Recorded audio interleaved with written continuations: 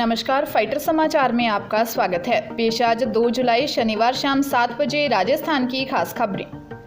बीकानेर के छतरगढ़ में तेज बारिश से शनिवार सुबह एक घर की दीवार ढह गई। वहां सो रहे 2 मासूम सगे भाइयों की मौके पर ही मौत हो गई। मृतकों में राकेश 10 साल का था जबकि अनिल महज 8 साल का था। इनका परिवार यहां एक खेत में काम करता था। घर के इस तरफ की दीवार छत सहित गिर गई। छत कच्ची थी लेकिन पक्की दीवार का एक हिस्सा बच्चों पर आ गिरा। जानकारी के अनुसार छोटू राम का परिवार छतरगढ़ के 12 STM में टप्पू सिंह राजपूत के खेत में मजदूरी करता था। उसके 5 बेटे और एक बेटी घर के अंदर ही सो रहे थे। एक तरफ राकेश और अनिल सो रहे थे जबकि कुछ फीट दूरी पर ही दूसरे भाई बहन व माता पिता सो रहे थे। सुबह 5 बजे कच्ची छत दीवार के एक हिस्से के साथ गिर गई। सूचना पर छतरगढ़ पुलिस थाना अधिकारी जय कुमार भादु मौके पर पहुंचे। फिलहाल बच्चों का पोस्टमार्टम करवाकर शव परिजनों के सुपुर्द कर दिया गया है। पंजाब सरकार का कैबिनेट विस्तार जल्द होगा। सीएम भगवंत मान की अगुवाई वाली आम आदमी पार्टी सरकार में 5 नए मंत्री शामिल किए जाएंगे।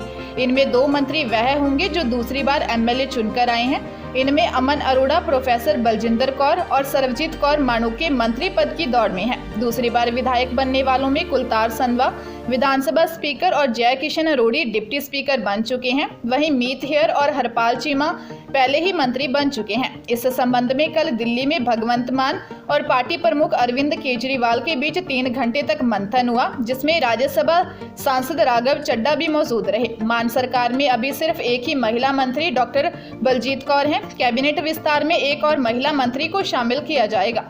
2 सेकेंड टाइम MLA को अलावा अमृतसर जिले में एक मंत्री बनाया जा सकता है। नए बनाए जाने वाले मंत्रियों को अहम जिम्मेदारी दी जा सकती है। जोधपुर में मारपीट के एक मामले में कुछ दिन पहले पुलिस ने एक युवक को गिरफ्तार किया था। कोर्ट ने उसे जेल भेज दिया। इस युवक का जमानत मुचलका भरने के लिए उसकी मां जोधपुर पहुंची थी। 50 वर्षीय महिला का कहना है कि जेल के बाहर बंदियों से मिलने आने वालों के लिए वेटिंग हॉल बना रखा है। वह वहीं सोई थी। सुबह करीब 5 बजे वह जेल के पास एक होटल पर चाय लेने गई थी। चाय की होटल बंद थी। वहां बैठे 3 युवकों ने उसे बातों में उलझाया, फिर मौका देख पकड़ लिया और बारी बारी से तीनों ने रेप किया और भाग गए। इसके बाद महिला रातानाड़ा पुलिस थाने पहुंची और रिपोर्ट दी। पुलिस का कहना है कि दुष्कर्म के मामले में जांच की जा रही है। पुष्टि होने के बाद रेप की धाराओं में मामला दर्ज किया जाएगा। दिव्यांगता का फर्जी सर्टिफिकेट लगाकर 9 युवक वेटनरी कंपाउंडर बन गए। मामला हाईकोर्ट में गया तो जांच में 9 युवकों की दिव्यांगता 40% नहीं निकली, लेकिन इनके सर्टिफिकेट 40% दिव्यांगता के थे। कोर्ट ने 9 युवकों के आगामी 3 साल तक कंपटीशन एग्जाम में शामिल होने पर रोक लगा दी है। साथ ही ने फर्जी प्रमाण पत्र जारी करने वाले डॉक्टरों के खिलाफ जांच कर रिपोर्ट पेश करने के आदेश दिए हैं। बाड़मेर जिले के समदड़ी निवासी नेमाराम सहित 9 युवकों ने याचिका दायर कर हाईकोर्ट को बताया था कि उनके सिंगल लोअर लिम्ब में दिव्यांगता 40% से अधिक है। ऐसे में वे वेटनरी कंपाउंडर भर्ती में आरक्षण के हकदार हैं। उन्हें नियमानुसार आरक्षण प्रदान किया जाए। हाईकोर्ट ने इस मामले में याचिका स्वीकार करते हुए राज्य सरकार से जवाब मांगा था। राजस्थान में मानसून के प्रवेश के बाद राजसमंद जिले में भी लगातार बारिश हो रही है। इसी के तहत एक चाय की थड़ी पर बिजली गिर गई। हादसे में चाय वाले और एक राहगीर की झुलसकर मौत हो गई। जानकारी के अनुसार कुवारिया थाना क्षेत्र में 26 वर्षीय कालूराम खारील को चाय की थड़ी पर टीन शेड लगा हुआ था। वहां से बाइक पर पत्नी के साथ गुजर रहा 35 वर्षीय कांतीलाल तेज बारिश के कारण थड़ी के पास ही रुक गया और दंपति ने चाय की थड़ी पर टीन शेड के नीचे शरण ले ली।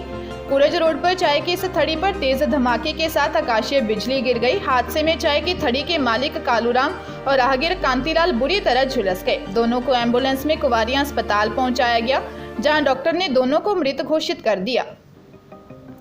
महाराष्ट्र में हाल ही में हुए एक बड़े सियासी उलटफेर में पूरे प्रकरण में भाजपा नेता देवेंद्र फडणवीस लूप में थे। उन्हें राज्य में हो रहे घटनाक्रम की सारी जानकारी थी। न्यूज एजेंसी ANI के सूत्रों के हवाले से कहा है कि उन्होंने पार्टी के शीर्ष नेतृत्व के आह्वान का सम्मान करने के लिए महाराष्ट्र के उप मुख्यमंत्री का पद स्वीकार किया।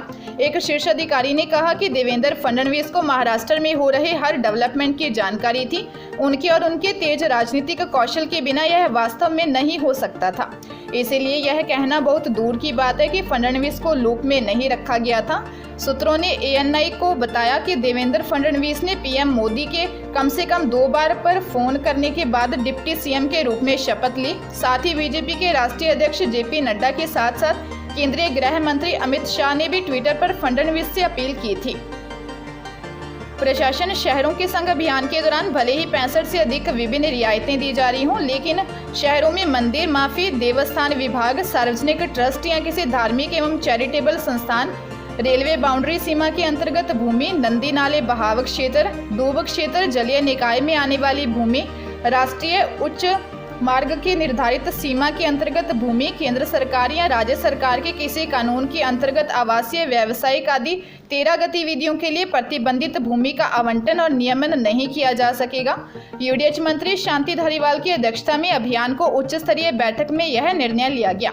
राजकीय भूमि आवंटन की दर 300 वर्ग मीटर तक के भूखंड एवं कॉलोनी में राजकीय भूमि होने पर आरक्षित दर, डीएलसी दर आवासीय में जो भी कम हो उसका 10% रहेगी। आज के समय में 500 रुपए का नोट हर किसी के पास होता है, लेकिन वह नोट बाजार में चलने लायक है या नहीं, यह बड़ा सवाल है। ऐसा इसलिए क्योंकि नोटबंदी के बाद से फेक करेंसी और नोटों को लेकर कई तरह की खबरें सामने आ रही हैं। इसी के मद्देनजर भारतीय रिजर्व बैंक ने 500 रुपए के नोट को लेकर एक बयान जारी किया है।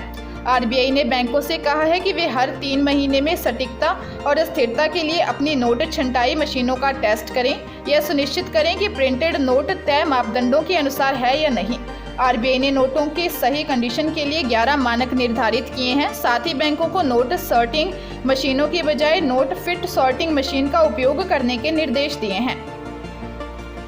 बाड़मेर में एक वृद्ध महिला की मौत के 3 दिन बाद उसका शव दोबारा निकाला गया। कारण सिर्फ इतना था कि गांव के कुछ दबंग नहीं चाहते थे कि शव सार्वजनिक शमशान में दफनाया जाए। परिवार को धमकाया गया कि शव दूसरी जगह नहीं दफनाया तो पानी और रास्ता बंद कर देंगे।